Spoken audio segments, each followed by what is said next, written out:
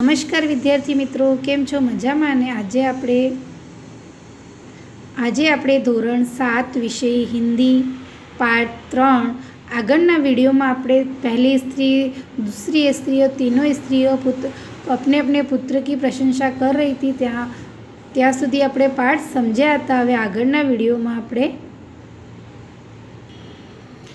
कुछ समय बाद जब वह कुछ सब घड़े सिर पर रख कर लौटने लगी, तभी किसी गीत का मधुर स्वर सुनाई रहा। सुनकर पहली स्त्री बोली, सुनो, मेरा हीरा गा रहा है, मेरा हीरा गा रहा है। तुम लोगों ने सुना उसका कंठ कितना मधुर है। वह लड़का गीत गाता हुआ उसी रास्ते से निकल गया। उसने अपनी माँ की ओर कोई ध्यान नहीं दिया।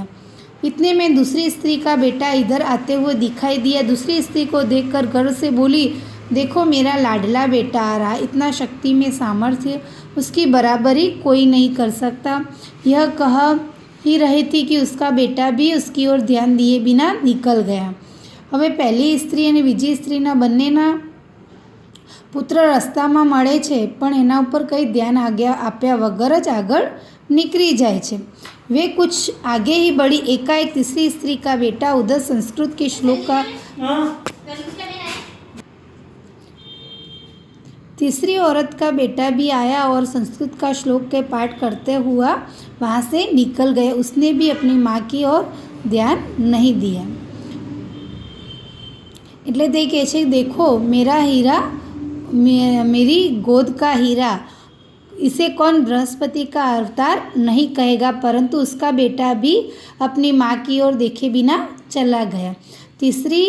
तीसरी औरत का बेटा भी आया, लेकिन उसने अपनी माँ की ओर ध्यान नहीं दिया और वो भी निकल गया। वह अभी थोड़ी दूर ही निकला था कि चौथी स्त्री का बेटा अचानक उधर से आ निकला। देखने में बहुत सीधा साधा सरल प्रवृत्ति का लग रहा था। उसे देखकर चौथी स्त्री ने कहा, बेन, यही मेरा लाल है।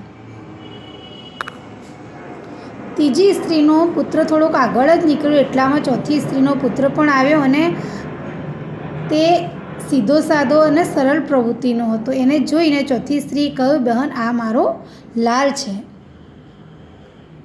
चौथी स्त्री उसके बारे में बता ही रही थी। उसका बेटा पास आ पहुंचा। उसकी माँ को देखकर वह रुक गया और बोला, माँ, लाओ, तुम्हारा घड़ा पहुंचा दूँ।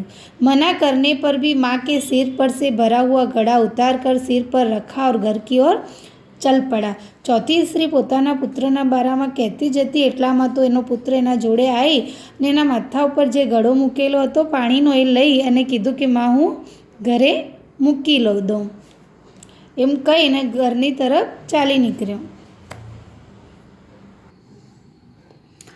तीनों औरतें बड़े आश्चर्य से चौथी स्त्री के बेटे को देखती रही। एक वृद्ध महिला जो बहुत देर से इन औरतों के पीछे चल रही थी, उनकी बातें सुन रही थी, उसके पास आकर बोली, देखती क्या हो, यही सच्चा हीरा है।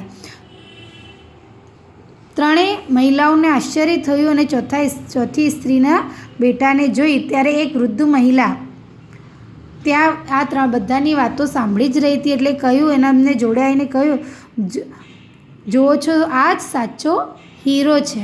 હવે છે શબ્દાર્થ। હીરા એટલે નવરત્ન, બહુત ही अच्छा आदमी।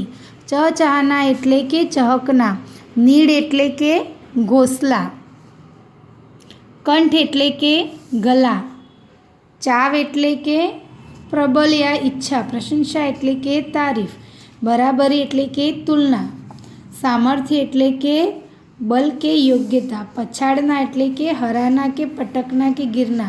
આધુનિક એટલે કે અર્વાચીન। બહુત બૃહસ્પતિ એટલે કે દેવો का के गुरु।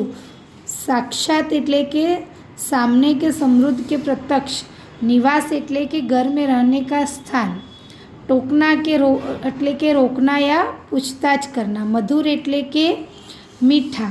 ગર્વ એટલે અભિમાન। પ્રકૃતિ એટલે કે સ્વભાવ। હવે છે मुहावरा। चल पड़ना એટલે કે गमन करना। इधर उधर की बातें करना એટલે કે गप्पे ठोकना। लाखों में एक એટલે કે विशिष्ट होना। કે પ્રશંસા કરના એટલે કે તારીફ કરના। હરાના ગિરાના, પછાડ દેના એટલે કે હરાના ગિરાના, બરાબરી કરના એટલે કે મુકાબલા કરના, સચ્ચા હીરા એટલે કે અચ્છા આદમી. વિદ્યાર્થી મિત્રો, તમારે આ શબ્દાર્થ અને મુહાવરા નોટમાં લખવાના છે.